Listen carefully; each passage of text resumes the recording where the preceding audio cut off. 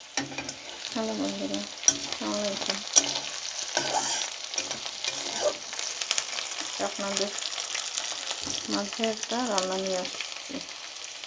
রান্নাটা হলো রসুন দিয়ে মুরগির মাংস রান্না করব। আশা করি সবাই ভালো আছেন আর আমার সাথে থাকেন আপনারা। আদা রসুন বাটা, সামান্য একটু মরিচ বাটা, যেহেতু কাঁচা জাল দিয়েছি, হলুদের গুঁড়ো, পরিমাণ মতো লবণ। মশলাটা কষায় মাংসটা দেবো। মাংসটা দিয়ে ভালোভাবে কষানোর পর তারপরে ঢাকনা দিয়ে ঢেকে দেবো। মাংস আলু কষানো হয়ে গেছে, আমি পরিমাণ মতো পানি দিয়ে ঢাকনা দিয়ে ঢেকে দেবো। মাংসটা রান্না হয়ে গেছে, এখন মশলার গুঁড়ো দিয়ে দিলাম। তো আমার রসুন দিয়ে মাংস রান্না হয়ে গেছে। আশা করি বাসায় সবাই খাবেন আর বেশি বেশি like, comment, subscribe and share করবেন।